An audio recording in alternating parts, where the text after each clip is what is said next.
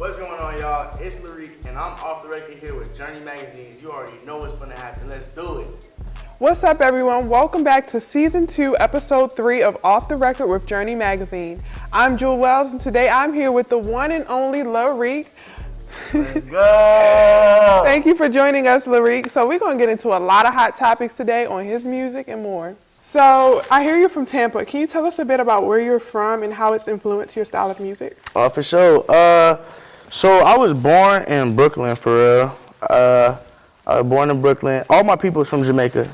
Okay. So yeah, everybody moved to New York. And then when I was I think I was 8, 9, we moved out to Tampa. And then yeah, I stayed in Tampa for the rest of the time. And now I'm here. So was it different, moving to Tampa, and when did you start making music? I started making music. I don't know, so I don't think where I'm from really influenced my music for real. Right, because New York got drill music. Yeah, true that, but I started making music when I was my freshman year here. Mm-hmm. And I started off from Detroit beats. Oh yeah, I love Detroit beats. Yeah, so I started off with Babyface Ray. Right. Yeah. So I started off with Detroit beats, stuff like that. So I don't think where I'm from influenced it in no way, but yeah. So I started off with Detroit beats, but then as I was going on, I found my producer out here. Shout out to Ant-Man. Yeah, I found my producer out here. He go here too, and I started building my own sound with him. Right. And I kind of got off that little wave of Detroit beats and stuff like that. Made your own. Yeah, I got my own, yeah. That's what's up. So one of your singles I really loved the most was Love Me or Hate Me. We got to get into what that's about. Tell me, sure. What is it about? It's really just trying to see, when you're in a situation with somebody, both of y'all might not know what's going on. A lot of y'all probably know what's going on. You know, when you're in a situationship. A lot of people in college know about that. Yeah, yeah, I know it. So when you're in a situationship, it's kind of you don't know what's going on. Neither do your significant other. So it's kind of do you love me or you hate me? Right. You know what I'm saying? Yeah, right. We all felt that once or twice. Yeah. So in the music video, it's real creative. You start off hard. You got the glasses coming off. What was the vibe for that? You just felt I gotta let you know. What was it? Yeah, all of that be improvised. I ain't gonna lie. So really, I came in there. I did a couple takes. I ain't really like it. So then I'm all right, let me go around and just doing crazy stuff. Crazy. I had the guitar on. And all of that was improvised. I found the guitar in the studio. I was hey, I can use this. They're yeah, go ahead. I put the guitar up. Yeah, I was just doing stuff. That's real dope. You're always creative in your music videos. Each one has a different kind of vibe to it, a different experience. That's what I go for, yeah. Where do you come up with this creative influence for your music video? It's just random, or is it this is what I have to do? I ain't gonna lie, I think it's random. I really be just coming up with stuff. And really, a lot of it be improvised. I'm talking about same day. So, yeah, Love Me or Hate Me was, more or less, it's the music video I did for Love Me or Hate Me was a type of music. It's called the black box. So it has its own little category, but you do what you do with it. However you do it. If you want to just stand in front of the mic singing, if you want to be crazy, do whatever. So yeah, shout out Charlie Sky, Black Box. But the other ones where the real music videos is all improvised. My first music video, I shot it in Palmetto. In here. Shout out to Palmetto. Yeah, shout out to Palmetto. And they renovated too, so they look good for real. Now I ain't gonna lie. Yeah, so I started with Palmetto. Then I went to my homeboy's house, shot a scene there. Then went to the club, shot a scene there. We outside the club, people coming out. I'm hey, I want to be in the music video. They're yeah, why not? You know what I'm saying? It's all improvised, but it all just gets together. As I kind of progress, I started realizing okay, let me get a little bit more creative. Y'all gonna see the next one that drop, y'all gonna see. But as I progress, I'm trying to get a little bit more away from just the What's the word? Improvisation. Improvisation, yeah. I think. Don't quote me. Improvisation? Yeah. Is that a word?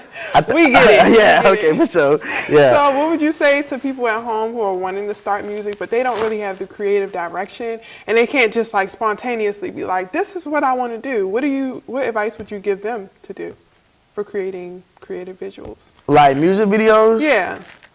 I ain't gonna lie, when it comes to like visuals and stuff like that, somebody like, I can't tell you what to do because it's more of how your creative mind works, and it's all based on you. Right. So, if I could say something, it would probably be go with whatever you talking about in your song for real, because you don't want to be talking about love in your song, but then you got whole bunch of your gang around you, y'all got guns or whatever. That's not going with the flow of the. Right. You know what I'm saying? So if you can't really think of something, I'd say go with the genre or the whatever they're talking about your songs. Well, speaking of that, for your visuals of the cover All Falls Down, you have like some creative artwork. Who made that, and like where did that come from? Because it really matches the song. Like all fall down, they falling down. My dog Reggie. Yeah, my dog. I don't know his Instagram, but shout out Reggie, it's though. Like Reg.J. Yeah, he's a great. We'll find it. Yeah. We'll find him. Reggie, that's who I started out making my artwork. I done had a couple people make a couple stuff for me like since then, but that's who I started with. And yeah, I mess with Reggie. Reggie, I told Reggie what to do, and Reggie just sketched it out. Yeah, he's dope on the graphic design tip. Yeah. So you've ventured into music with like holiday themes. So for instance, you have Christmas time and your most recent Valentine's Day album. Can we expect to see more like theme music and stuff like that? Yeah, I'm trying to get into themes to where you could talk about something for real instead of just hopping on a track and just spitting random stuff. Themes, it's easier for people to catch on with it and use it for different stuff, you know, like a Christmas time was a Christmas song, but it kind of ventured off. Right. But like that's what I'm saying. I'm growing as an artist. So that Valentine's one I dropped, that was strictly like love on there for real. You know what I'm saying? Like it was strictly like vibes. You could be with your little boo, put a song on, and y'all really just vibe out to that song. You know what I'm saying? Like I'm trying to get into more themes and stuff like that. It was definitely a vibe. I like also how you put like in your titles, the way that you space it and stuff, it's just unique. Like you create unique, you know. Yeah, that was my whole point. You know what's crazy though? So I came from the club, right? And you know, I'm laying down, and I'm like, oh, I ain't even post, because when you put it into DistroKid, it takes if you post like a certain amount of songs, it takes a minute for DistroKid to upload it. Instead of, because if you put one song into DistroKid, it'll upload the next day. But if you try and do that with 6 songs, it's not gonna upload when you want it to. So you gotta do it in advance. So I forgot to do it. So it's like 3, 4 a.m. I'm tired, just left the club. Some of it was intentional and some of it really wasn't. But it came out how I wanted to, you know what I'm saying? That's dope. So what is one like artist that you feel like connects with you the most? Is like Tyler, the Creator, or like those Detroit rappers like Babyface Ray and Sada? Nah, Detroit rappers I don't connect with them. I just like their beats. Yeah, it is hard. Yeah, yeah, shout out Detroit rappers, they beats hard. They be walking For them sure. too. An artist that connects with me, that's hard. That's hard because I don't know if I really say connects with me in a way. I have a lot of artists that I look up to in a musical stance. Like I'd say, it sounds cliche, but I do look up to Drake because Drake is an actual artist. Drake? Yeah. No, hold on. I'm gonna be real. Like when it comes to certain stuff, like when you pay attention to artistry, Drake is an artist. I'm on the spot, so I'm gonna forget some stuff. I ain't gonna lie. That's cool. Yeah, I can't think of. I mean, obviously, like this gonna sound cliche too. Like J. Cole, the artistry. Oh, J. Cole, he's unmatched. Yeah. Listen. Right. It's not like J. Cole is. Right. I ain't gonna lie. Even G Herbo, I came up listening to G-Herbo, I ain't gonna lie. So I listen to a lot of stuff though, bro. I listen to like Diverse. yeah, like even old stuff, like I'd be sampling like stuff from the 30s. That. Yeah, I noticed that. yeah. Yeah, so it's like, do you feel like that will kind of give you like An edge. yeah, like a uniqueness to you that other people aren't doing? Yeah, does it? because I feel like the stuff that I find and the samples that I have found, there are samples that I've used that I know other people have used because those are easy samples, but there are some samples that I've used that I'm not sure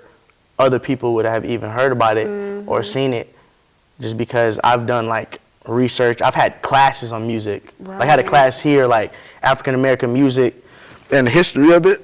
Sorry. So it's like I know a little bit more than the average musician when it comes to old samples, old people, old names that you could research and stuff like that. Yeah. So I see you perform that set and stuff like that. Do you feel like FAMU just having access to those classes, those opportunities, has helped your music career? Yeah, big time, big time. Like I wouldn't be, well, I don't think so, but I wouldn't be here. I don't know what I would be, but like being here definitely did, because it gave me a lot of opportunities. Starting with that class, really, that's before I performed that set. That's what kind of got me into music. I had the African American music history class. Then I learned the samples I wanted, gave it to my producer. I performed that set, performed that POTS. I got a little fan base, got a little buzz, you know what I'm saying? So I don't think I would be where I am now if I wasn't here and without FAMU and stuff like that. Definitely. Yeah. And that's great. That just speaks to how FAMU really promotes like black artistry, and Definitely. we love that for us. Right. And also, if you have one piece of advice that will help people that are interested in starting music, no matter where they're from, what would it be? Hop in the booth. Just hop in the booth. Like that's how it was for me. I never rapped a day in my life. My homeboy was like, "Man, I'm gonna go to the studio. You trying to come?" I was like, "Yeah." He was like, "All right, write 16 bars."